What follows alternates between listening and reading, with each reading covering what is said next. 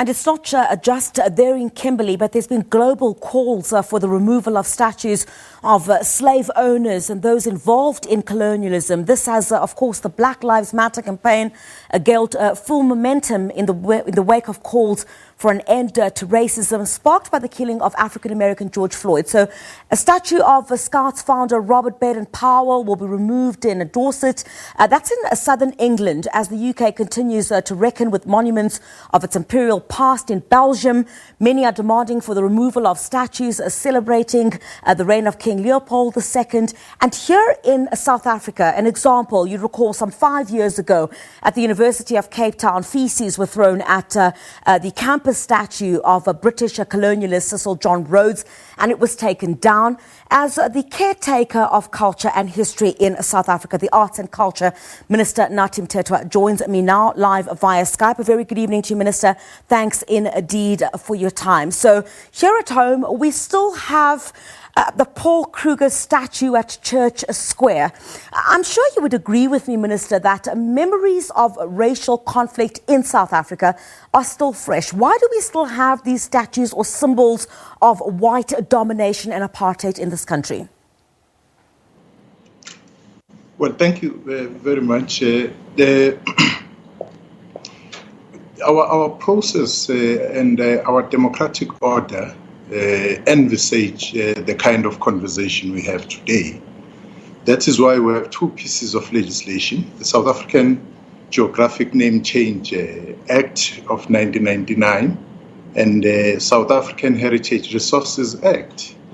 And these are about name changes of places, of sites, of monuments, of memorials.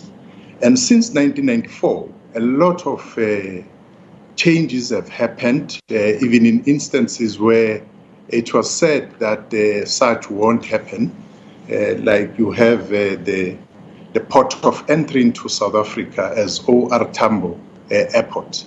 So what happens is that the communities or people where a particular symbol or memorial is, have to follow the process of applying to their councils and have consultations of meetings of people in those areas. So if there are no objections, or if the majority of people feel in that particular area that a particular town, city, or statue should be changed, and it gets changed. So it happens. What is important is that perhaps we need to share more of the regulations and legislations that they are there. People do not have to deface things, but they have to follow the process and ensure that it happens. Now, there are principles to that. Tied to that is the Constitution itself, that one of the criteria when the council or the Geographic Council, for instance, in the instance of name changes, that whatever symbol should be an inclusive symbol. It should be a symbol which is in line with the spirit and the letter of the Constitution. And after all that has happened, then the council will then recommend to the Minister of Sport, Arts and Culture now, who then makes a final decision. So there's a whole host of things which start at the level where a particular symbol is. But I'm sure you'd agree with me, decoloniality, well, part of it would also mean not having these towering statuses or statues, I beg your pardon, of people who remind black people in this country of brutality, racism and theft. The incident that I referred to in the Western Cape happened in 2015. Why is it taking so long for these memories of brutality, racism and theft, of which many people have raised concern about, to be addressed? I think you'll make a mistake if you start raising the issue of race. It's not about black or white. There are puppet leaders who collaborated with apartheid in the past, as same as the oppressors themselves, who are in the same league. Why it takes long? It all is in the hands of our communities. As I said earlier on, perhaps as government we have not communicated much. Let me make an example. A community of a town called Grahamstown, which is wrongly named to start with a butcherer, a murderer of Amaxhosa in that part of the country, decide that they are going to apply to change the name of that town to Makhanda Kancele. And they applied, they follow the process.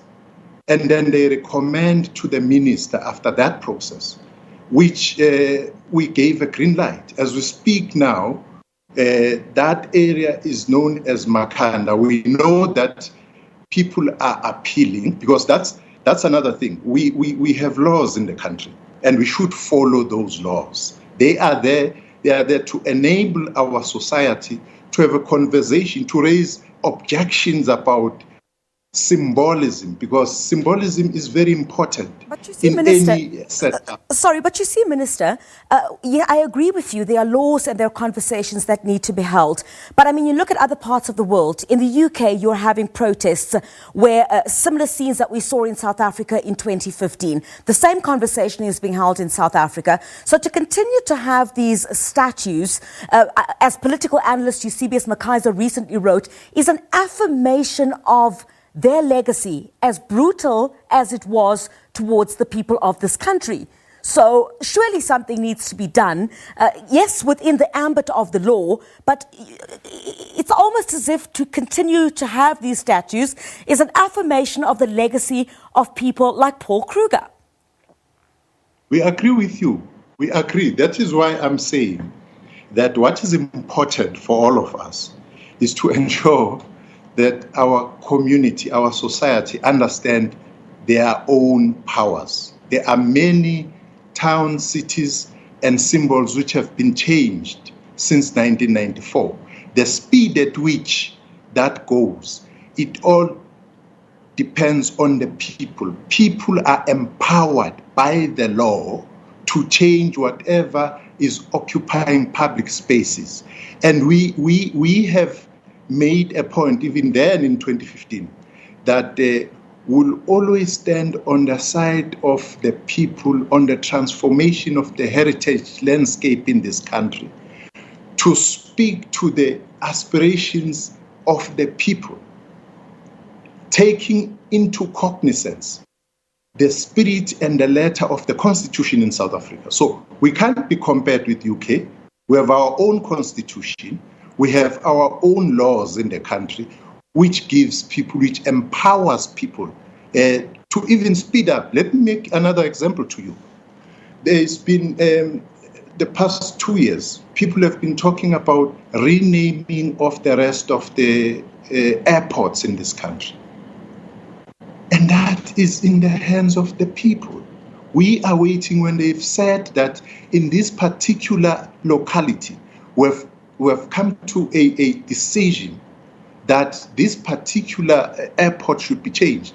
They will then follow that process, consult, because the most important thing is that even those who do not agree with your own perspective should be given an opportunity, so that in a democratic process, a conclusion or a determination is reached based on a fair process, so that even if somebody decides tomorrow to take a legal route, that person is not going to have any leg to stand on. So all what I'm saying, the message I'm sending here, is that the power is there. The Constitution and the legislation allows people to make their minds and their views about what should occupy the public spaces where they are.